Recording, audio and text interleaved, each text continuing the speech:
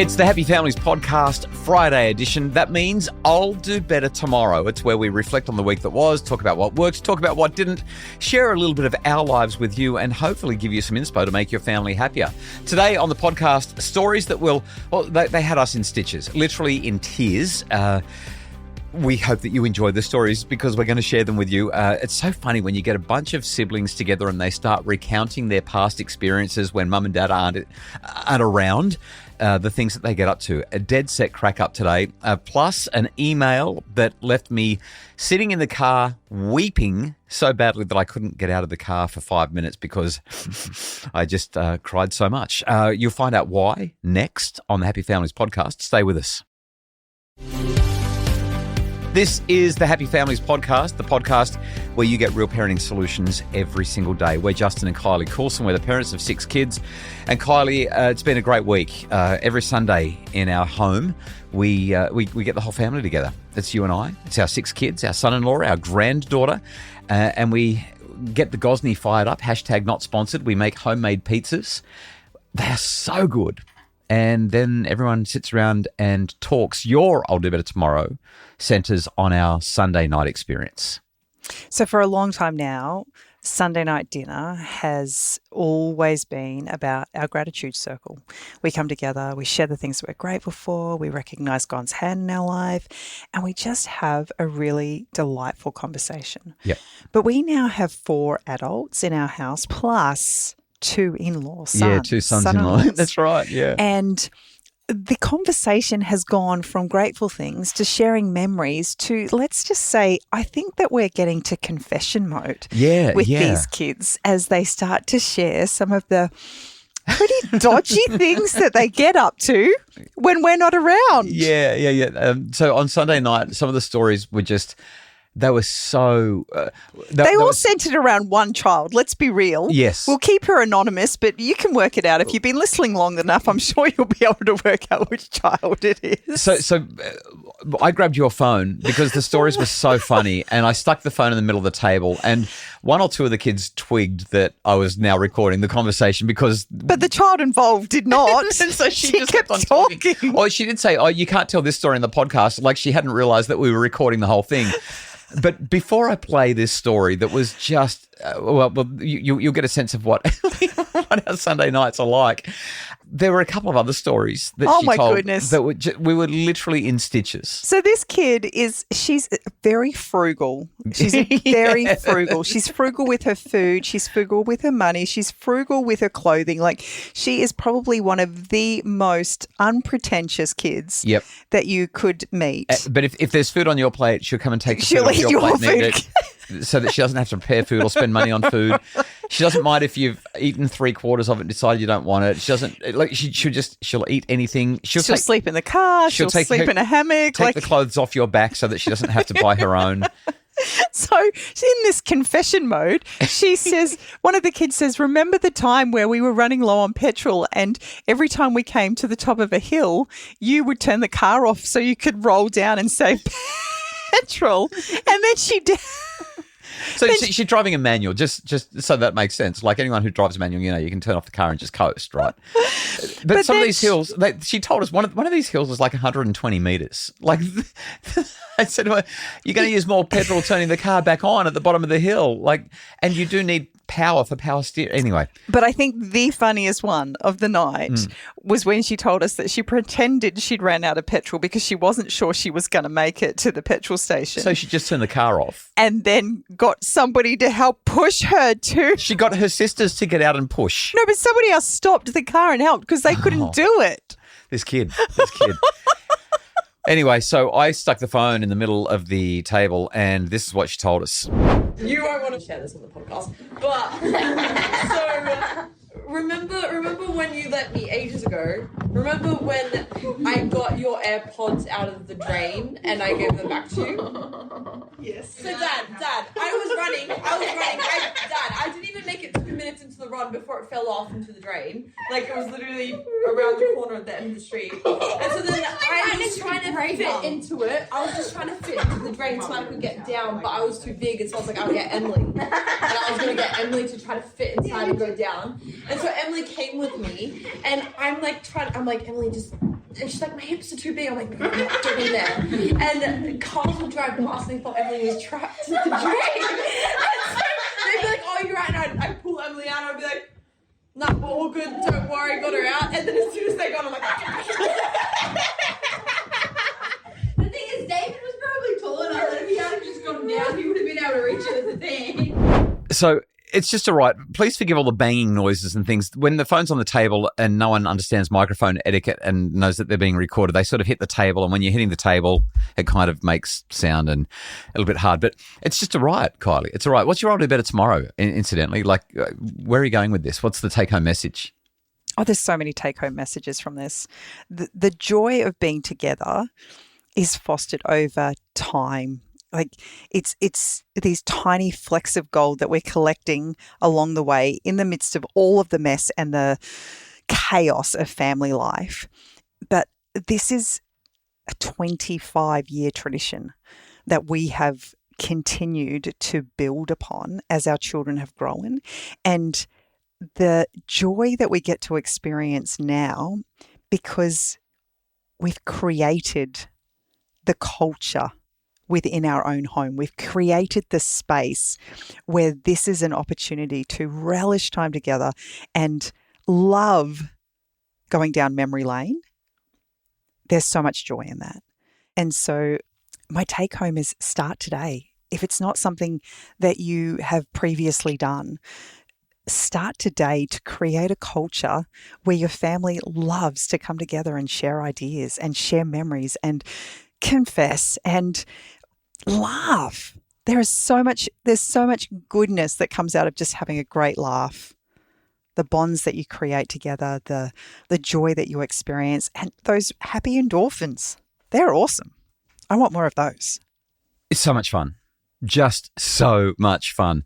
But it requires that intention, right? Like we all sit around the table, we start the conversations, and then we just There's no phones, no distractions. We're just all in. Yeah, can't wait for this Sunday night already because that was funny. It's just chaos. It's so hard to stay on top of what's going on. So many voices all at once, big families, lots of fun. After the break, an email that left me in tears in my car. Stay with us.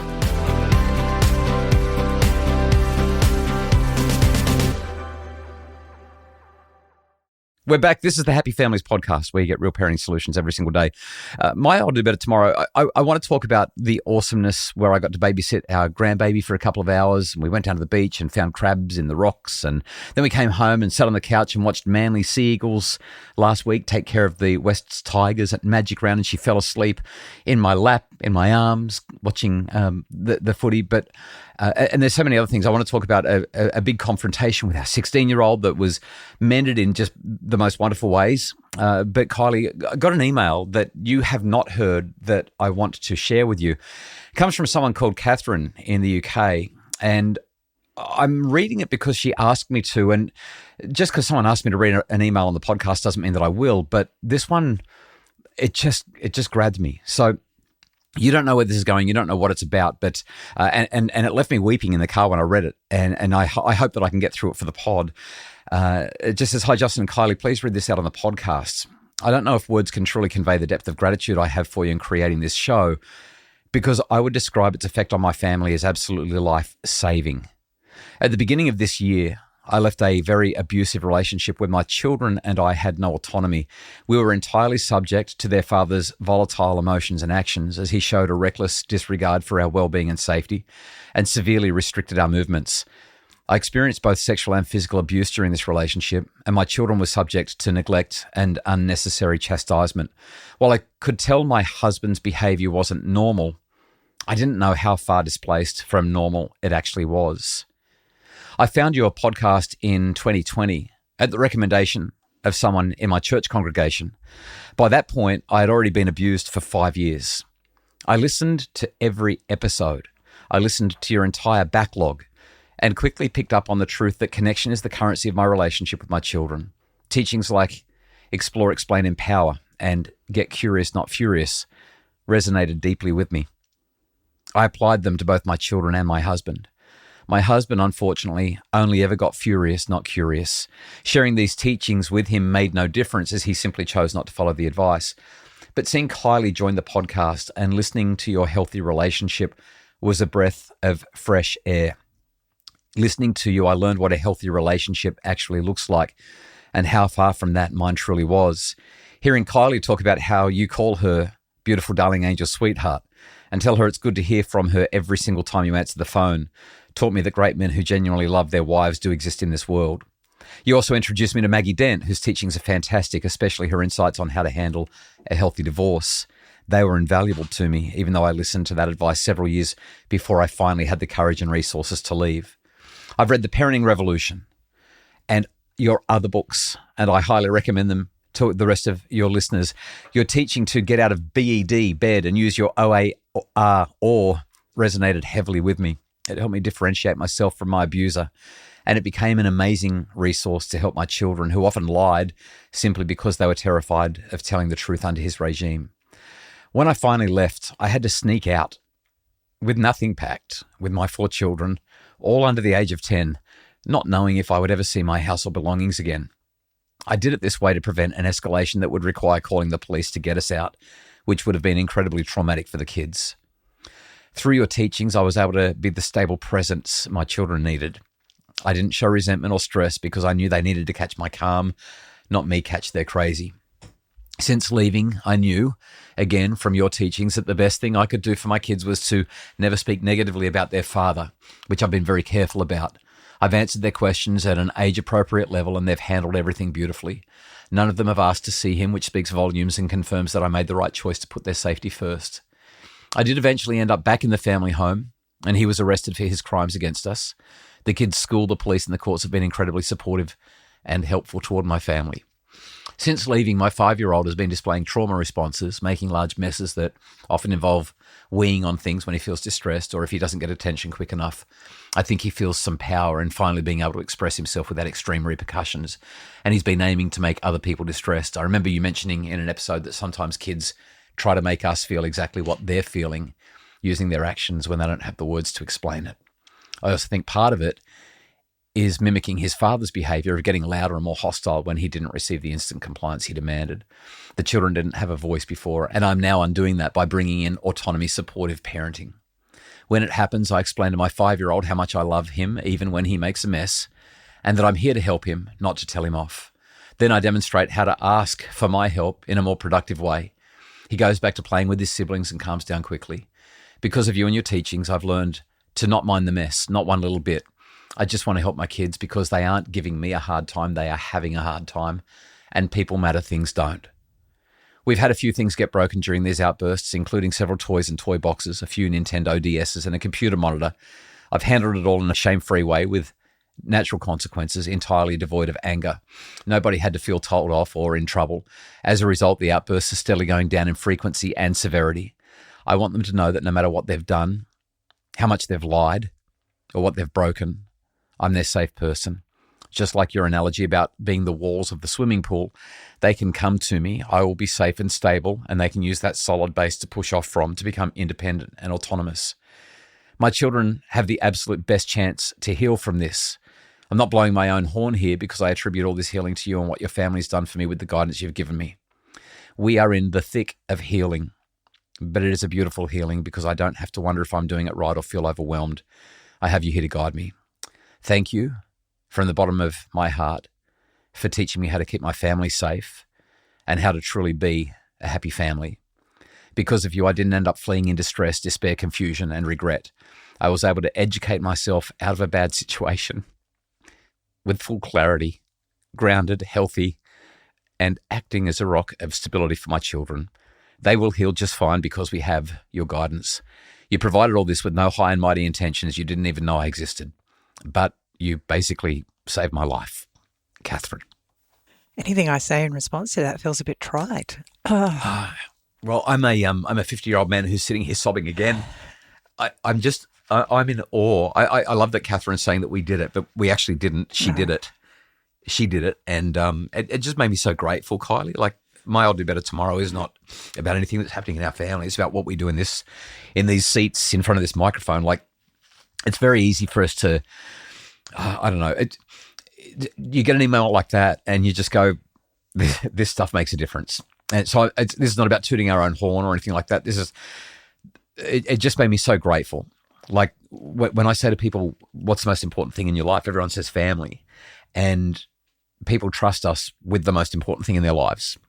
And like I said, I read Catherine's email and I was and am just overcome, quite honestly.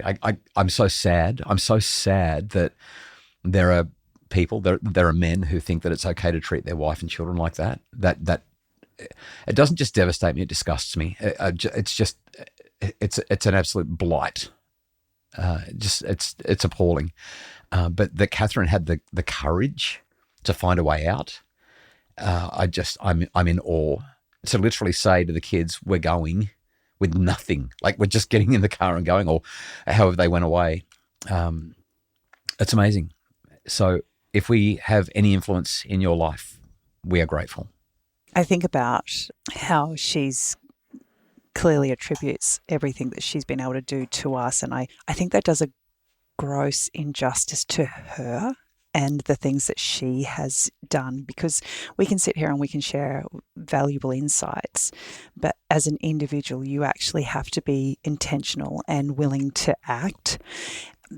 But what her story shares is just the power of feeling like you've got someone who's got your back, someone who understands and can shine a light in dark places to give you the capacity and the courage to step out of the darkness. That's what I hear. And I'm so grateful that the things that we share make a difference. And in this case, have literally changed 4 little children's lives as a result. And if you listen to the podcast and you're in a happy and safe family, just hug those kids. Let them know how safe they are. Let them know how loved they are, because you hear a story like that and it really brings it home how not everybody gets to enjoy the quote-unquote happy family. Anyway, we hope that you have a wonderful weekend. I hope that there's some inspiration in our laughter and in our stories, but also in Catherine's courage. And we really appreciate that you listen to the pod. We really hope that it makes a difference in making your family happier and safer and stronger.